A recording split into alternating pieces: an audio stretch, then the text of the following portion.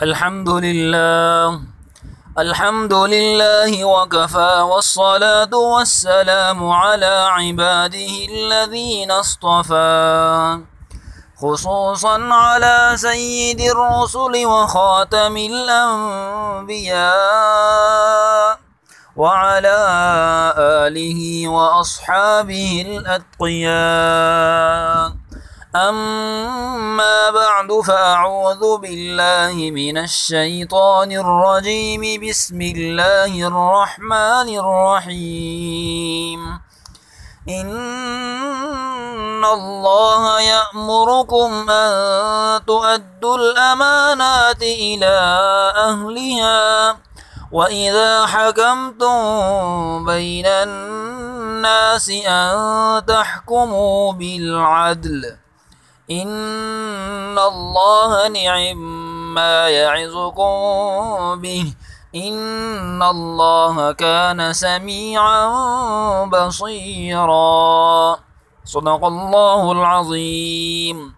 معزز و محترم سامعین و سامعات، گزشتہ درس میں ہم پڑھ رہے تھے کہ اللہ رب العزت ایمان والوں کو ایسے باغات میں داخل کریں گے جن کے نیچے نہریں بہتی ہیں.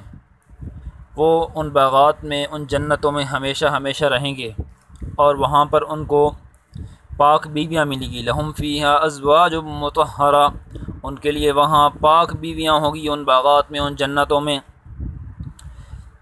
حدیث پاک میں آتا ہے کہ جنت کی عورتیں پاک ہوں گی، یعنی وہ حیض، ہر قسم کے پیشاب سے، ہر قسم کی گندگی سے اور ناک سے بہنے والی جو قدورت ہوتی ہے اس سے بھی پاک ہوں گی. اور حضرت مجاہد رحمہ اللہ فرماتے ہیں کہ وہ بچے پیدا کرنے اور ناپاک نطفے سے بھی پاک ہوں گی. تو یہ جو جنت عورتیں ہیں ان کی صفات ہیں. اور آگے اللہ فرما رہے ہیں وَنُدْخِلُهُمْ ظِلًّا ظَلِيلًا، اور ہم ان کو داخل کریں گے گھنی چھاؤں میں، ہم ان کو گھنی چھاؤں میں داخل کریں گے. یعنی کہ ایک تو چھاؤں ہوتی ہے اور سایہ، اس کے علاوہ وہ سایہ بھی ہمیشہ رہنے والا ہوگا. ظِلًّا ظَلِيلًا، ظلیلہ سے مراد یہ ہے کہ وہ سایہ بھی ہمیشہ رہنے والا ہوگا.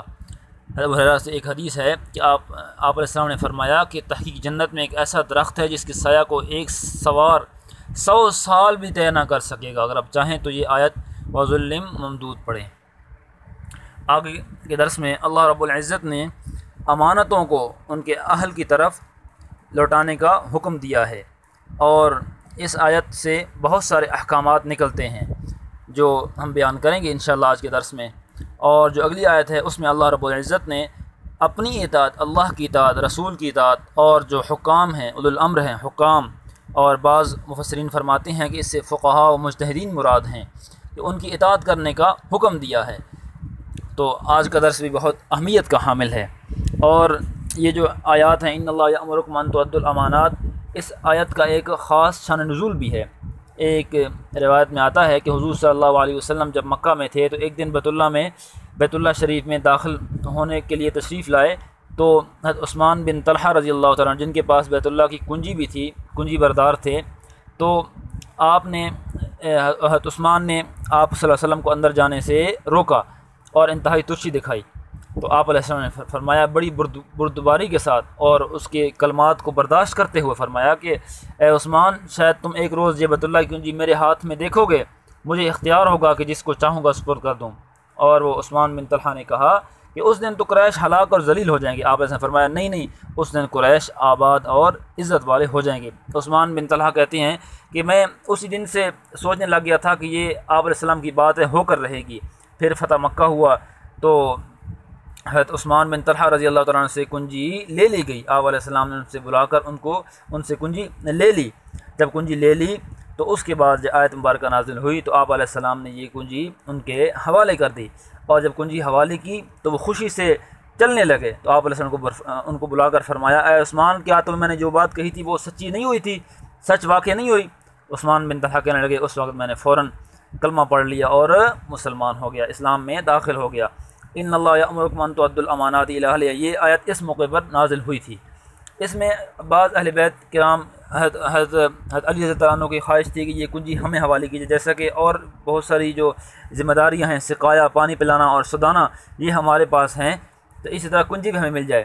لیکن آپ علیہ السلام نے کنجی ان کے حوالے کی، اور آپ علیہ السلام نے یہ بھی فرمایا کہ یہ کنجی تو اب ہمیشہ ہمیشہ تمہارے خاندان میں رہے گی، اور یہ کنجی جو کوئی بھی تمہارے خاندان سے کھینچنے کی کوشش کرے گا، لینے کی کوشش کرے گا، وہ ظالم ہوگا، وہ ظالم ہوگا۔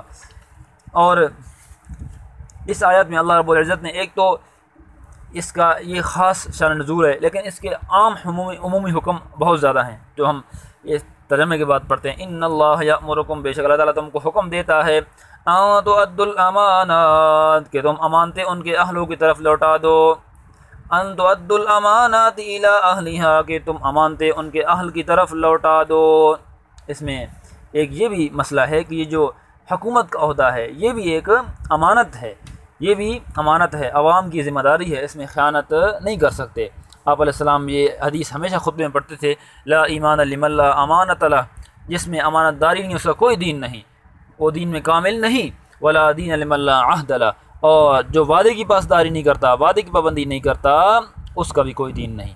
اور یہ امانت میں خیانت کرنا اور وعدے کی پاسداری نہ کرنا یہ نفاق کی علامتیں ہیں، یہ عملی نفاق کی علامتیں ہیں۔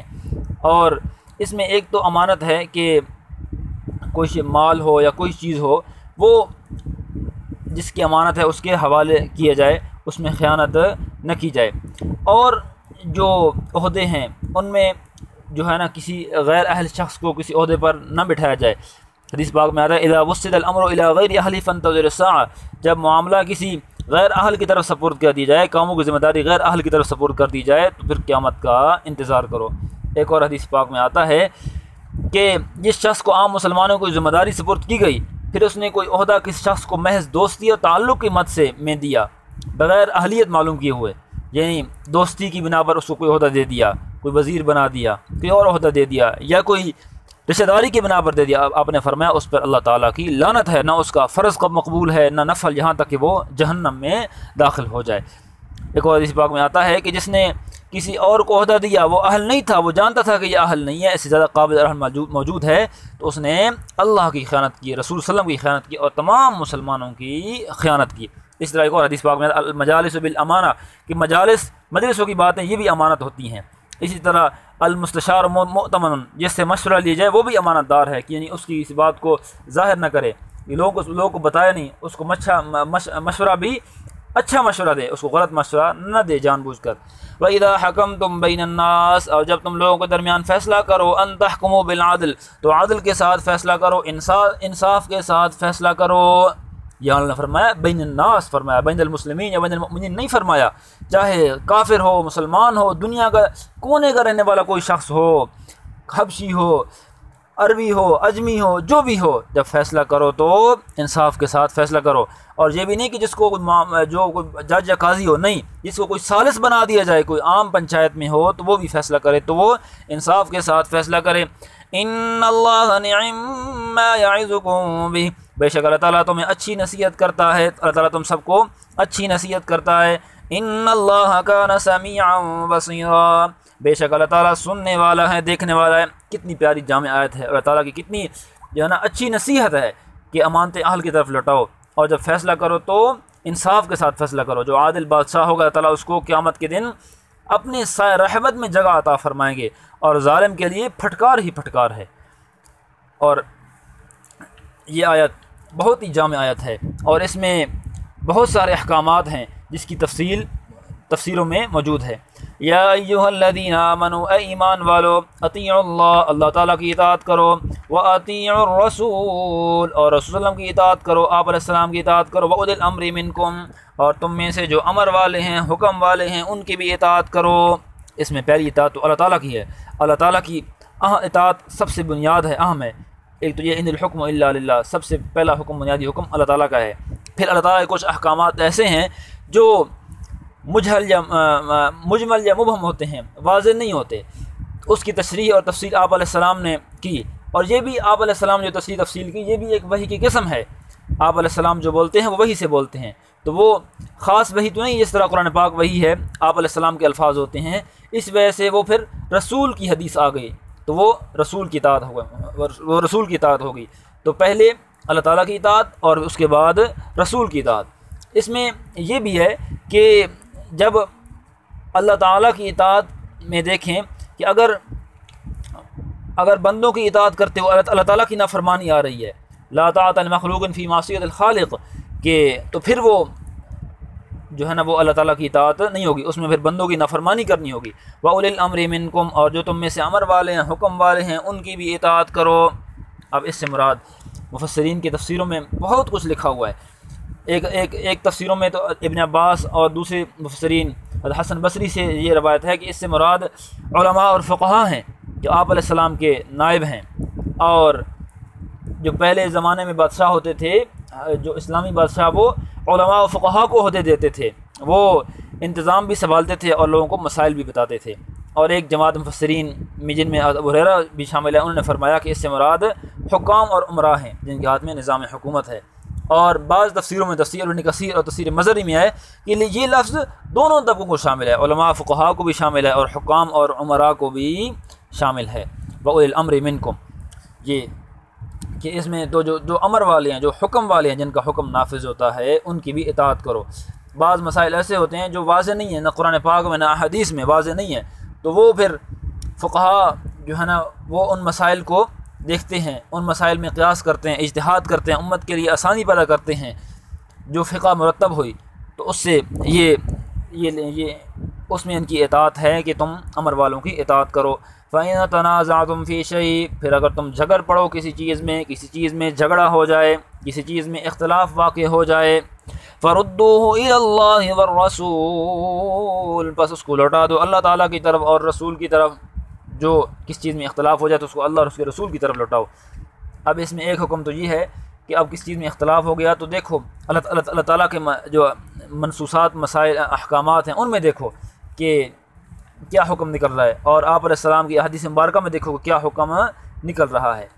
اور اس سے ایک حکم یہ بھی نکلتا ہے، فردوہ الی اللہ والرسول سے حکم یہ بھی نکلتا ہے کہ قیاس، مفسرین اور جو مجتہدین ہیں، جو فقہاء ہیں، وہ اسے قیاس بھی کر سکتے ہیں کہ اگر دو متضاد روایات ہیں، کوئی حکم واضح نہیں ہے، تو وہ احکام الہی اور آپ علیہ السلام کی احادیث کو دیکھ کر وہ قیاس کرتے ہیں، وہ وہاں سے مسائل نکالتے ہیں، تو اس سے یہ حکم بھی ایک تو اس میں جو فیصلہ ہے وہ بھی اس سے ماخوذ ہوتا ہے، اور دوسرا جو حکم ہے قیاس کا حکم ہے، اجتہاد کا حکم ہے، وہ بھی اس آیت سے نکلتا ہے۔ ان کنتم تؤمنون باللہ، اگر تم ایمان رکھتے ہو اللہ تعالیٰ پر، اور باللہ اللہ تعالیٰ پر، والیوم الآخر، اور آخرت کے دن پر ایمان رکھتے ہو، اگر تم مسلمان ہو، ایمان والے ہو، اللہ اور آخرت پر دن پر ایمان ہے، تو ان مسائل پر عمل کرو۔ ذالک خیر واحسن تأویلا، یہ بات بہتر ہے، یہ بات بہت اچھی ہے، واحسن تأویلا، اور اس کا انجام بھی بہت اچھا ہے، انجام کے اعتبار سے بھی بہت اچھی ہے کہ عدل کرو۔ عدل جو ہے نا انجام کے اعتبار سے بھی بہت اچھا ہے۔ ایک حدیث پاک میں آتا ہے کہ عادل اللہ تعالیٰ کا محبوب اور قریب ترین انسان ہے، اور ظالم جو عدل نہیں کرتا، ظاہری بات ہے جو عادل نہیں ہوتا وہ پھر ظلم کرتا ہے، اس چیز کا مقام محل اور ہوتا ہے، لیکن وہ اس کو اور جگہ پر رکھ دیتا ہے، تو وہ ظالم ہے، اللہ تعالیٰ کی رحمت اور نظر کرم سے دور ہوتا ہے۔ اور ایک حدیث میں نے پہلے بیان کر دی کہ جو عادل بادشاہ ہوگا، جو عادل ہوگا، عدل کرنے والا، اللہ تعالیٰ اس کو قیامت کے دن اپنے سایہ رحمت میں جگہ عطا فرمائے۔ اللہ تعالیٰ ہم سب کو ان آیات پر، تمام آیات پر عمل کرنے کی توفیق عطا فرمائے، اور خیانت سے اور جو بھی کوئی عہدہ پیش کیا جائے، اللہ تعالیٰ ہم سب کو وہ ذمہ داری ادا کرنے کی، اور ہمیں تمام مسائل میں، تمام احکامات میں، تمام فیصلوں میں عدل کرنے کی توفیق عطا فرمائے۔ وآخر دعوانا ان الحمد للہ رب العالمین۔